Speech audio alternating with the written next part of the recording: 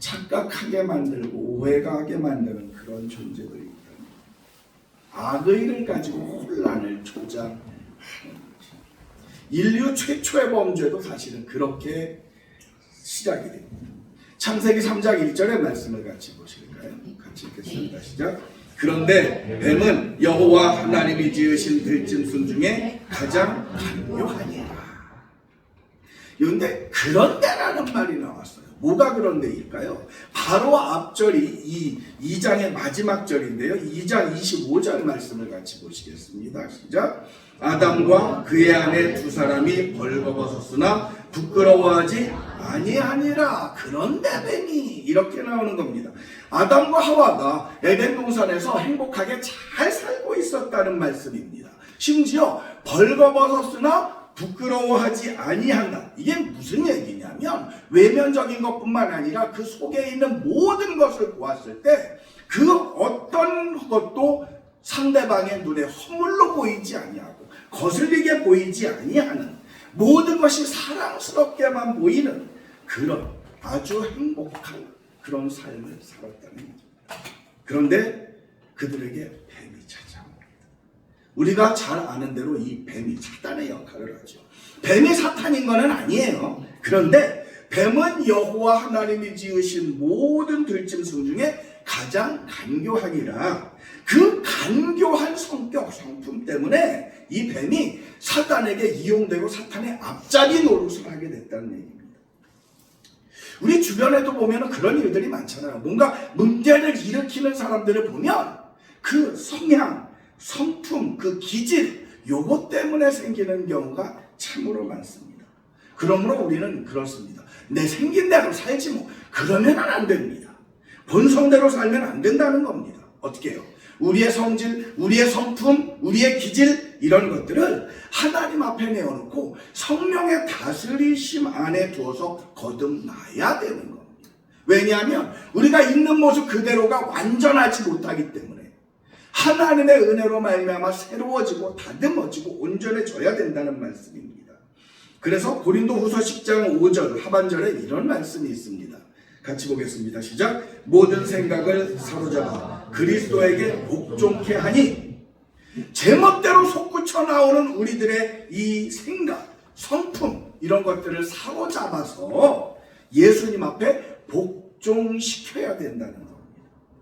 그러지 않고 자기 성격대로 그냥 튀어나오는 대로 그대로 하다가는 뱀처럼 악역을 맡게 될 그럴 여지가 다분하다는 이야기입니다. 이 간교한 뱀이 행복하게 잘 살고 있는 아담과 하와에게 접근합니다.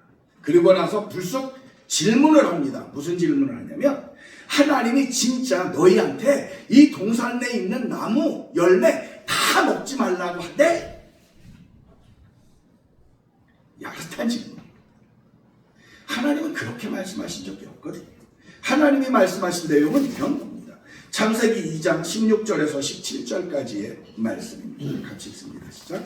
여호와 하나님이 그 사람에게 명하여 이르시되 동산 각종 나무의 열매는 내가 임의로 먹되 선악을 알게 하는 나무의 열매는 먹지 말라. 내가 먹는 날에는 반드시 죽으리라 하시니라. 그러니까 하나님께서는 아담에게 이 동산에 있는 모든 나무 열매 다 먹어. 자, 임의로 먹어. 임의가 뭐냐면 내가 원하는 대로 자유롭게 다 먹어 라는 그런 말씀입니다. 근데 다만 하나, 선악을 알게 하는 나무의 열매는 먹지 마라, 그렇게 말씀하셨어요. 왜요? 그거 먹으면 죽는다는 겁니다. 죽으니까.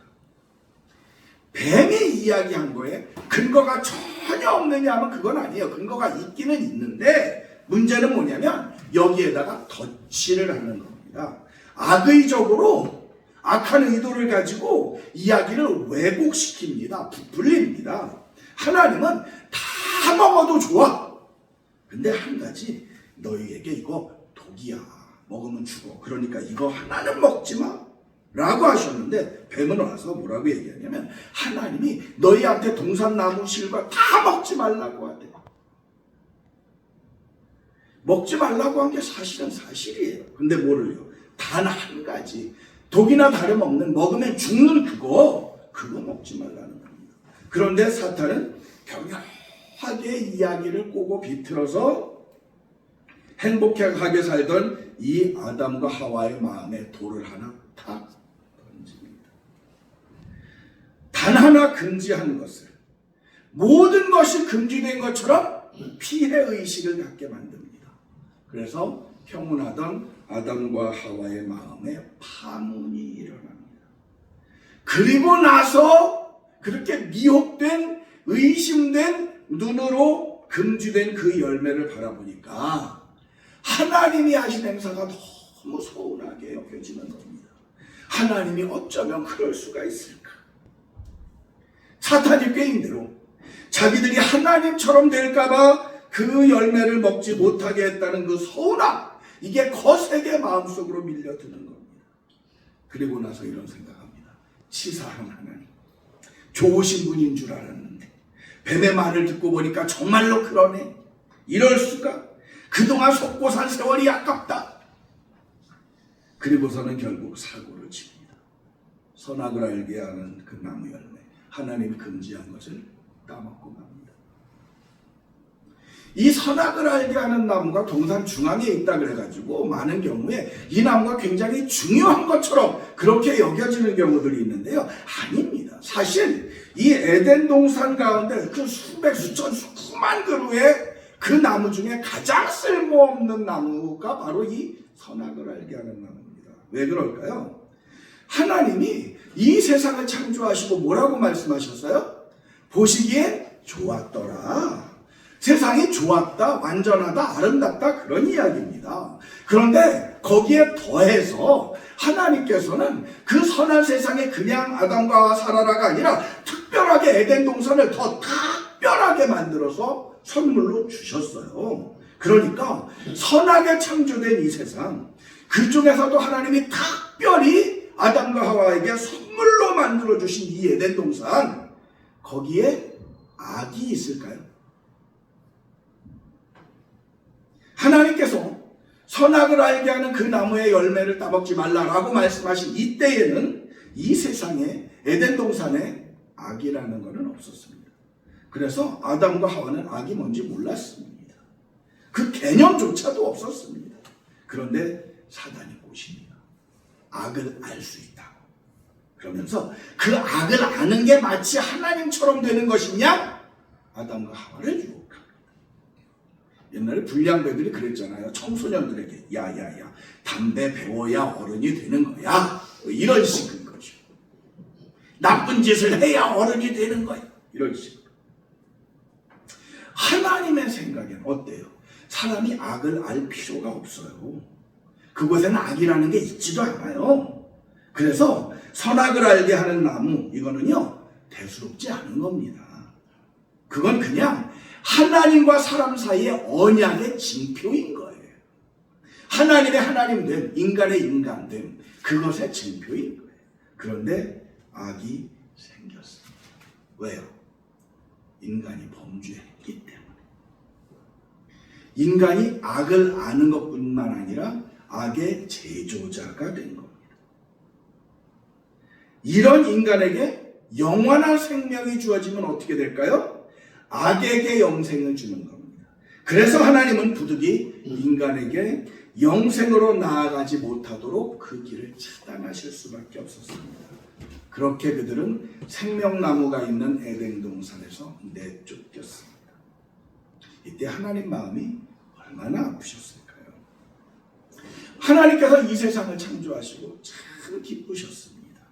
그런데 이 세상의 모든 만물을 다 창조한 것보다 더 기뻐하고 즐거워하신 것이 뭘까요? 사람을 만드신 것.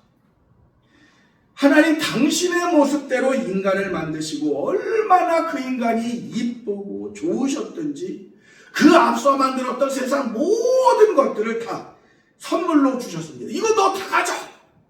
그렇게 주셨어요. 그렇게 주시고도 그것도 모자르는 것 같아서 더해서 에덴 동산을 특별히 만들어서 선물로 주십니다.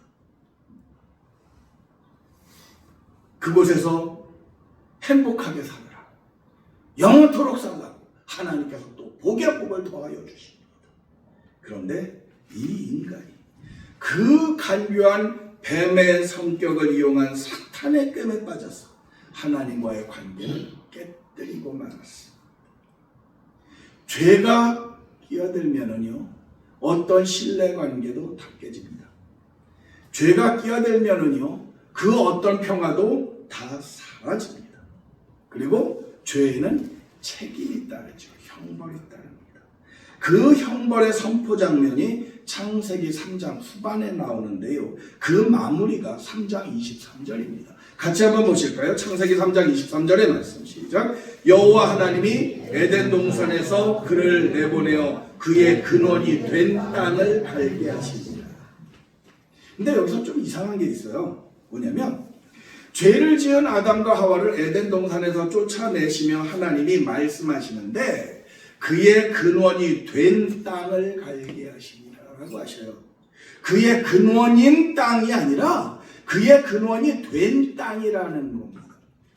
뭔가 다른지 이해하시나요? 인간의 근원이 뭘까요? 사람의 만들어진 재료, 흙입니다. 흙에서 왔어요. 그래서 인간의 근원, 땅, 흙이라고 할 수 있습니다. 최초의 사람의 이름 아담이라고 하는 이 이름은 그 사람의 이름 고유명사이기도 하지만 본래의 뜻은 흙, 먼지, 티끌 그런 뜻입니다. 그러면 그게 전부인가요? 사람은 흙 그 자체인가요? 그거 아니잖아요. 흙이 인간의 재질인 것은 맞지만 근원은 아닙니다. 오늘 성경 본문 27절 말씀을 같이 보실까요? 같이 읽겠습니다. 시작. 하나님이 자기 형상 곧 하나님의 형상대로 사람을 창조하시되 남자와 여자를 창조하시고. 우리의 근원은 뭐냐면 하나님의 형상입니다. 그런데 범죄함으로 말미암아 우리의 근원이 변했습니다. 하나님의 형상 그 고귀함은 잃어버리고 남은 것은 재질만 남았어요. 흙만 남았어요. 인간이 범죄함으로 말미암아 하나님을 닮은 그 거룩한 성품 이걸 잃어버렸다는 겁니다. 그래서 죄 지은 인간의 근원은 단순히 흙 그것만 남았어요. 이제 하나님의 영이 떠나버린 하나님의 성품을 잃어버린 인간에게 무슨 소망이 있을까요? 하나님의 형상을 잃어버린 이 진흙덩어리에게 무슨 희망이 있을까요? 그래서 죄 지은 인간에게 죽음이 찾아왔고 아무리 몸 관리를 잘해도요 세월을 이기지 못하고 세월이 가면 약해지고 고장나고 부서집니다. 저도 젊었을 땐 배가 이렇지 않았습니다. 죄는 죽음을 이기지 못합니다. 그래서 예수님이 이 땅에 오신 게 우리에게는 축복인 겁니다. 요한복음 3장 16절의 말씀을 같이 보실까요? 시작. 하나님이 세상을 이처럼 사랑하사 독생자를 주셨으니 이는 그를 믿는 자마다 멸망하지 않고 영생을 얻게 하려 하시니라. 고린도후서 5장 17절의 말씀도 보시겠습니다. 시작. 그런즉 누구든지 그리스도 안에 있으면 새로운 피조물이라. 이전 것은 지나갔으니 보라 새 것이 되었다. 새로운 피조물 이게 뭘까요? 신령함과 물질이 조화를 이룬 것을 말합니다. 신령함만 남은 게 아니에요. 우리가 이 세상을 살아가는 동안에는 육신도 가지고 있어요. 그런데 이 육신에 하나님의 영, 신령한 것이 임해서 그것이 조화가 이루어져야 된다는 겁니다. 내 삶에 영육간의 조화가 이루어져야 한다는 겁니다. 그러할 때에 하나님의 축복이 임한다는 겁니다. 하나님과의 관계가 그 깨어졌던 관계가 회복되어야 에덴 동산에서 주셨던 하나님의 그 은혜, 그 복이 임하는 겁니다. 그동안에는요, 그러기 이전에는요, 하나님이 복을 주셔도 사람들이 그것을 누리기가 어려웠어요. 왜냐하면 하나님이 주시는 복이 인간에게로 제대로 흐르지가 않았거든요. 통로가 막혔거든요. 하나님과 막힘이 없어야 돼요. 그리스도 예수님의 이름으로 우리가 회개하고 죄사함을 받고 하나님과 화목이 이루어져야 한다는 겁니다. 욥기 22장 21절의 말씀을 보시겠습니다. 시작. 너는 하나님과 화목하고 평안하라. 그리하면 복이 내게 임하리라. 왜 복을 받지 못하나 그런 탄식을 하는 분들이 있는데요. 하나님은요 우리에게 복 주시기를 원하십니다. 그리고 우리에게 늘 매 순간 우리를 향해서 복 받아라 말씀도 하십니다. 그런데 하나님께서 주시기를 원하시는 그 복들은 도대체 어디로 가는 걸까요? 내가 하나님께 순종하지 않고 고집을 부립니다. 그러다 보니까 하나님과의 통로가 막힙니다. 그래서 나에게 오는 복도 통로가 막혀서 모르고 내 자녀에게 흘러들어갈 복도 내가 가로막는 경우도 있습니다. 호세아 4장 6절의 말씀 보실까요? 같이 읽습니다. 시작. 내가 하나님의 율법을 잊었으니 나도 내 자녀들을 잊어버리리라. 에스겔 23장 47절의 말씀을 보시겠습니다. 시작. 우리가 그들을 돌로 치며 칼로 죽이고 그 자녀도 죽이며 그 집들을 불사르리라. 왜 그렇습니까? 내가 하나님 앞에 제대로 살지 못했어. 내가 하나님 앞에 범죄했어. 우리 집안의 축복의 통로가 되어야 될 내가 하나님 앞에서 고집부리고 간교한 뱀에게 미혹돼가지고 죄를 짓고 있기 때문입니다. 죄가 하나님과 나 사이의 통로를 막아버렸기 때문입니다. 나의 고집, 나의 불순종, 나의 교만으로 말미암아서 길이 막혔습니다. 사랑하는 성도 여러분, 하나님께 돌아가십시오. 왜냐하면요, 우리의 근원은 흙이 아니기 때문입니다. 비록 내 육신은 흙에서 취해져서 만들었지만 흙은 재료에 불과합니다. 나의 나됨은요 하나님의 영이 임했고 하나님의 형상이 임해서 나의 나된 겁니다. 그러기에 우리는 누굽니까? 나는 하나님의 아들입니다. 믿으시나요? 나는 하나님의 딸입니다. 믿으십니까? 그렇습니다. 다시 말씀드리지만 우리의 근원은 흙이 아닙니다. 이 땅도 내 한 부분이니까 나는 이 땅에서 땀 흘려 일해야 합니다. 그게 하나님의 뜻입니다. 그리고 이 땅에서 열심히 살다가 세월이 되고 때가 돼서 하나님이 부르시면 우리의 육신은 흙으로 돌아갑니다. 그런데 그게 다가 아니라는 겁니다. 고린도후서 4장 16절의 말씀을 보시겠습니다. 시작. 그러므로 우리가 낙심하지 아니하노니 우리의 겉사람은 낡아지나 우리의 속사람은 날로 새로워지는도다. 나의 근원, 나의 속사람은 하나님의 형상입니다. 우리 아버지는 육신의 아버지는 호적에 있는 그분이지만 나의 본질적인 아버지는 여호와 하나님이시라는 겁니다. 그러기에 우리가 비록 이 땅에서 땀 흘리면서 살지만 그게 다가 아닙니다. 여전히 세상 일에도 열심을 내지만 하나님의 나라의 일도 충실하게 해나갑니다. 언제 어디서나 하나님의 나라와 그 의를 위해서 더 열심히고 우선을 냅니다. 왜요? 나의 근원이 흙이 아니라는 것을 우리가 알기 때문입니다. 우리는 하나님의 형상이기에 그러합니다. 사랑하는 성도 여러분, 다시 한번 강조해서 말씀드리지만 땅이 우리의 근본이 아닙니다. 우리는 곰의 자손이 아니에요. 곰이 뭐 달래하고 쑥 먹어가지고 우리가 된 것이 아니라는 겁니다. 원숭이의 후손도 아닙니다. 우리는 하나님의 자녀들입니다.